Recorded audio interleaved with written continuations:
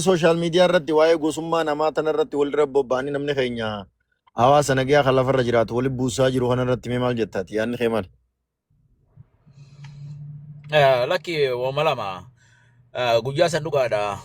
Sagantaan akkasii ajandaan akkasii qabamee dhufuun ni jira. Achi dura immoo Facebook irratti deemaa ture. Waanuma Facebook irratti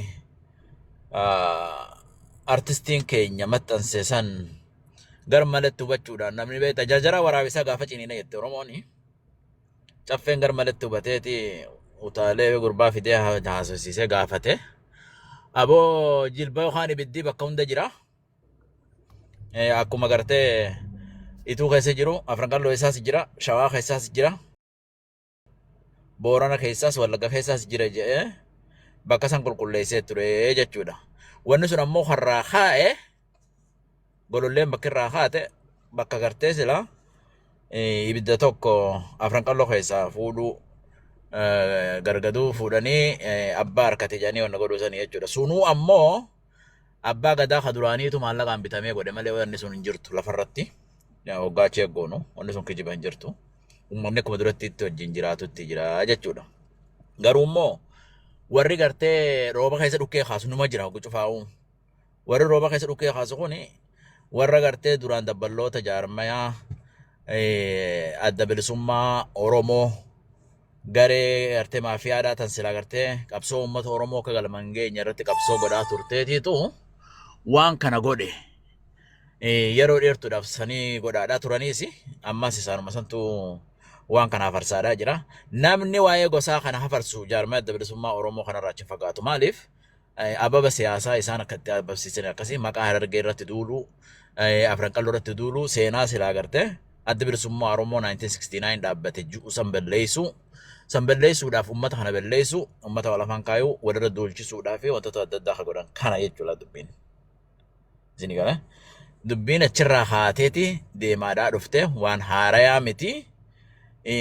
Hoogganoonni sun ammoo har'aan tana yaadni isaaniillee galma ga'ee manguddoodhaa ritaayirdi ta'anii ammaan tana ammoo dabballootuma isaan leenjisan kanaatiitu waan namni tokko harka hanna bare dooluu lullata jedhanii waan kana oofaadhaa jira malee uummata keenya keessa wanni kanaan jirtu. Bara lameen dabre kajamu sunis warruma gartee jaarmaya gartee caayaa hawaasa Harargeedhaa dura dhaabbatuutu waan san godhe sunis hoggaa dubbeen qoratamtu isaanumatti deebi'a. Jaarmayuma gartee kanatti deebi'a. Achi keessallee hanga gartee gosti walirra bobbaanaan miidiyaa kana gubbaa'ee beeka gosti biyya jirtu. Baqattuudhaa miti waliin tuytu. Hoggaa uummanni walitti ka'uu harkan adda bilisummaa Oromoo kasilaa isaan keessa jiran sun jarana gosa filadhaa yookaan jaarma filadhaa jedhaniif irraa moggeessanii jechuun uummanni itti iyyannaan. So kana waan taate jecha ammas waanuma sanii facaatuma waan saniititu xixxiixaa jira. Wanni waan kana fidaalleen hin jirtu. Maallaqa waliin buusuudhaan wallisaa maallaqaan akka waan sana hojjetu godhuun ni jirti. Irratti hojjetamuun tokko tokko ni jirti. Sun ammoo wanni inni gartee tarullee hin jirtu, wanni inni fidullee hin jirtu. Tun ammaan tana waan gartee gurratti godhanii oofanillee miti. Garuu immoo saftii as deemtu tana jechuudha. Diriirsaa ilamoo afeereetiin jira mana kiyya irratti. Ni mari'annaa kottu hin jenne maaliif jennaan deengadda gartee akka waan dhiirtiin jirree akka waan gartee Afran Qalloo wajjin maaliif hin mari'atinaa jette ilaalama. Urjiin sun sirriin goone. Urjiin akka malee nama godhuun sirrii miti waan namni itti qophaa'ee dhufe. Waanuma namni gartee maayikii fudhatee Afran Qalloo jirtu isiniin jee jecha akka gaariitti aartaniiti jara keenya. Obboleeyyan keessan ogaa faarsan gammadu isin irra ture malee namni nama cunqursan jiru walumaan cunqurfamne walumaanii gabrummaa jalaas jirra walumaan bilisoomnaa jetteeni. Urjii abdiitu gartee sagantaa isaanii guututti harkaa balleesseeti boodarra gartee manallee walirra cufanii kutan osoo nagatti waliin hin jiini. Michoon sunillee sirni godhi dhiiroo dubartii kanuma dubartiin teenyaahuu akkasitti nama qabdu Afran Qalloo dhiiraa wajji faayoo mari'atan akkamii kajuu irratti an bilbilee fi dubbiseetiin jira. Diriirsaa Elemoo artistii keenya. Aboogaa waan gaafii gartee yookaan marii barbaachistu sanis koottu waliin mari'annaa. Achitti isin sagantaa teessan qopheeffate sagantaa teessan irra haasoftanii nuti nu hirmaachisuu diddanii abbaa haqaa ol seenee dubbatellee ni darbitanii kootti jennaan tole jedhee fudhate saftii tana yoo rabbi jee isa waliin kamereen nu ta'a jechuudha rakkoon maal akka taate isa irraa barra. Jaarmayni siyaasaadhaa kun ammoo akka inni gosa irratti duulaa jiruu fi hoogganoonni jaarmaa siyaasaa kun yeroo adda addaatti warri gartee silaa mootummaa Itoophiyaa keessaa dhufanii jaarmaa kanatti galan sun gosa keessa seenanii gosatti lafee cabsanii histiriin isaanii waan hundaa'u ni himti jechuudha. Kana waan ta'e jecha tana uummata Oromoo garsiisuu qofa malee wanni nuti goonu kan biraa hin jiru. Uummanni Oromoo harka ifi murtii kennuudha. Malee gosti biyya keessatti duris waliin jirti, arraas waliin jirti, gaafa isaan keessa seenii peentee fi cuqun jarii walirra bobbaasanii waa takka hin tarre jechuudha. Garuu immoo miidiyaan har'a addunyaarra waan jiruuf bakka hundaa waan jiruuf uummata keenya garsiisuu hubachiisuu qofa wanni nurraa barbaachisu sanumaan jaa Khalifa baratu. Iddoo ulfaadhu galatoom. Abu Rashiidaan Adaadaanii mee Oromoo fi Oromiyaa farasti nama jechuun duroo godha. Oromiyaa fi Oromoo farasti akkam nagaa keeti?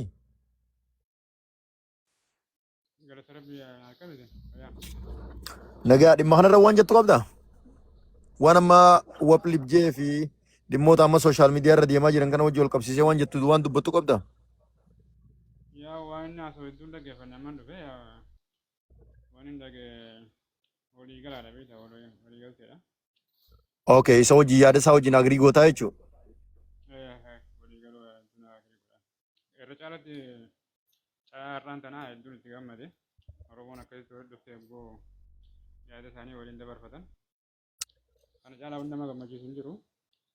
Dhumarratti eega damiin turaan deeme xiqqoo sajjinurraa wanni godhani. Malee haala bareedaadhaan deemaa ture jedhii yaada waa. Mee galatoomi. Gobbee yaada kana yaada waplif kana waan mormitu na fakkaata. Dubbadhu mee maansili fi komentii teetirraa waa hedduun hubachaa ture dubbadhu mee.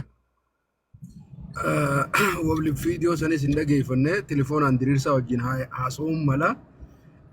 Wanni inni haaseetun akka nama tokkootti gartee wanni san dogoggoraan taa'amte waan san finnee wajjin haasa'inaa yoo jee xiqqoo ni fakkaatti. Walaakiin mariin isaanii marii biraati. Eenyutu waan isaanii osoo quban qabaatiin akkas jechuun dogoggoraa maal waan wablibjuu kana ani hin fudhadhu. Kan fakkeenyaaf viidiyoon arke malee gaafii umcoon gaafattees viidiyoon arke haasoo isaaniitis fakkeenyaaf yeroo irra jirru tana keessatti engadda maqaa argee lixaaf irraa hineetee maqaa biraatiin moggaafnaa jee diriirsaan nama guddaa waa takka uummata keenyatti himuu qabnaa jee viidiyoodhaa jira wanni uummata keenyatti himuu qabnu warri maqaa isaan hin bakka hin buune baafatee deemu engadda nuti warri haroo carcarratti waan dalayne arkitanii jee kana jechuun waan amma wablif kaasuu kanaa wajjin waan wal madaaluu miti carcar kalees carcari arraas carcari. Gobbee nulaan namni suwaan nulaan na tuun arraa san argee lixaati waan telefoon yoo viidiyoo san dhageeffate wannooti amma waan viidiyoo san irra hafe amma ganama kana duruuni deemaati waan diriirsaa jedhamoo jedhe dhageeffadhaa jedhanii suuraa qabsaa'ota Oromoo karaa addunyaarra lubbuun hin jirre harree duuba dhaabanii waa meeqa godhaa jiran waan madda dubbii san irraa kaate jechuudha waan san nama beenu gula manarra sheer godhee liphii laaleetumaan tana dhageeffachuu gartee tiktook haqoof irraa ranaa jira bakkaan dheengadda bara dheengaddaarra turreen beekaa jee biraa deeme wablib waan kana gartee lakki waan kana dhoowwisinaadha suutumatti gartee wanni goona waan kana irraa naasayina yookaan anaatu fidee yoo wanni san gartee isin dogoggora jettan dogoggora san nu agarsiiftanii wanna goona jechuma qaba mee bakka tana qulqulleessu akka mana dhawwatte itti dibee waan nuyi tana lakki maal qulqulleessa afaan Oromooti bara wablib afaan Oromoo asuutti afaan Oromootiin sitti mujjira bara kun waan naa qulqulleessu naatu afaan Oromoon beeyne sorry. Wablib maal jetti? Mee wablibii fi isaan duraawu jara keenya waan takka tana dhibdee jira. Wanni na dhibdee tuni. Abu Rashida waan takka clarification waan xiqqisho bakka irraa dubbatu jiru bakka gartee waan inni miidiyaa irratti barreessee san irratti dubbatee fi waan guyyaa sana haasawan keessa waa'ee seenaa afran qalloo irratti ituu fi umbannaa dhaabee afran qalloo sanuu kaju'u fi wantoota gartee silaa koorta hanirraa nuti ni dubbanna jenne irratti mari'anne jenne jechuudha malee ammaan tana inni haroo carcarii fi ani gosa tiyyaa fi dhaabbadhee lubbuu tiyyaaf kennee jira hojii dubbatee jira. Sani mirga qaba. Waan namni gartee mirga qabu, waan fedhan jijjiiruullee, waan fedhan godhuullee dandeenyaan harargee uummanni Oromoo irratti walii galaa ni jijjiira. Garuu immoo kaayyoon maqaa harargee jijjiiruudha. Seenaa Oromoodha. Seenaa adda bilisummaa Oromoota harargeetii miti. Seenaa san balleessuu waan taate jecha waan kan ijaarama siyaasaa duuba jira. Saniif kana irratti immoo mari'achuudhaaf teenya. Namni immoo abbaan fedhe haroodhaaf waan biraa waan fedhe mana fi tottolfachuu mirga qaba nuti san miti karaa dubbannu. Galatuma.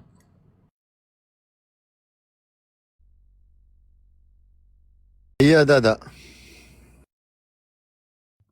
Barwanne jechuuf deemte gabaabduu takka jarana samii gubbatti mana jaaruu namoota yoo ka danda'u ta'e itti galla rakkooma.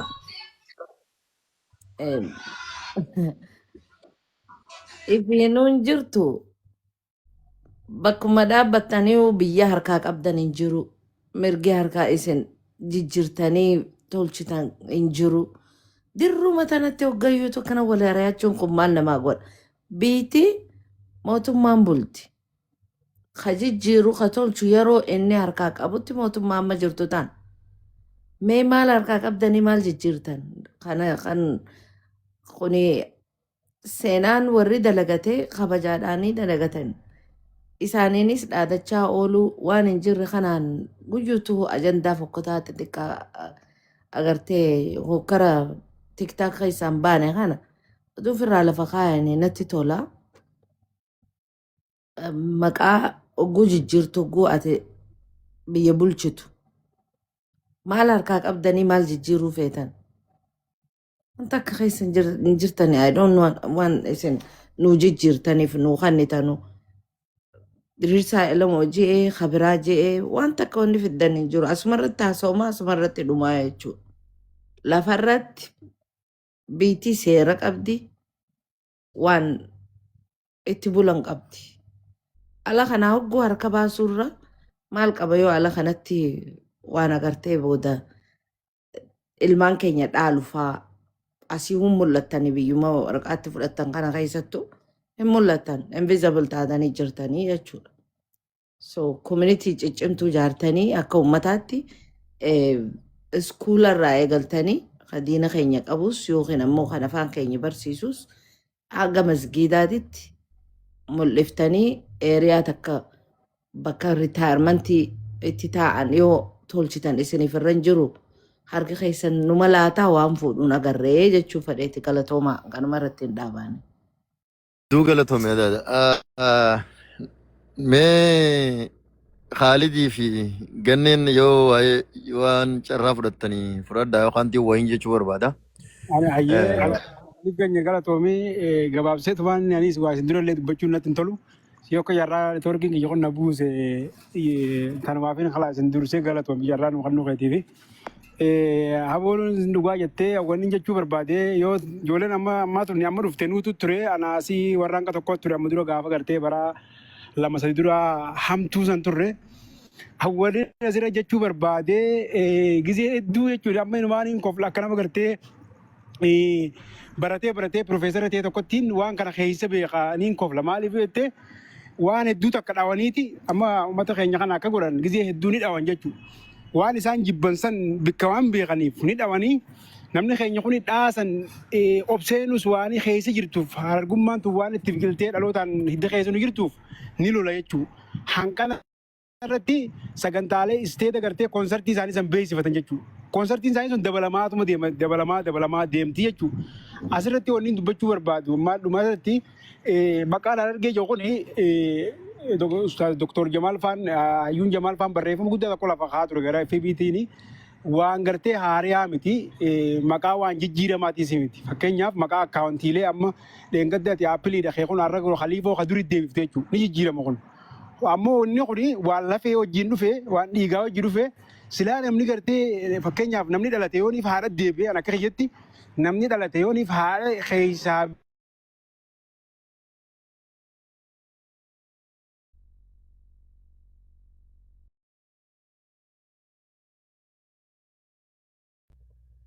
Network isaa jijjiirama akkasii yaadu Qallootu maaltee maal dhale jaaniiti waan sana osoo beekaniiti nama keenya kana duchisiisanii keessa koonsartii baafatan jechuudha. Saniif namni keenya bayyanatee jalaa galeetu wanni kun gartee kun qumaara waan taphaati waan ta'uu hin qabne ilmoon haadhan taatu haati ilmoon taatu jeetuma akkasitti hubatee hara gartee kaayyoo isaatti ca'uu qaba. Wanni guddaan tokko immoo wanni hubachuu qabu namni keenya kaas jala jiruu fi haganaalleen maqaa gartee afran qalloo jiru kana qalloo kana hojii deemuu qaba malee anis damee sani sunis damee sani gizee jee bineensi tokko iddoo dhufa qilleensa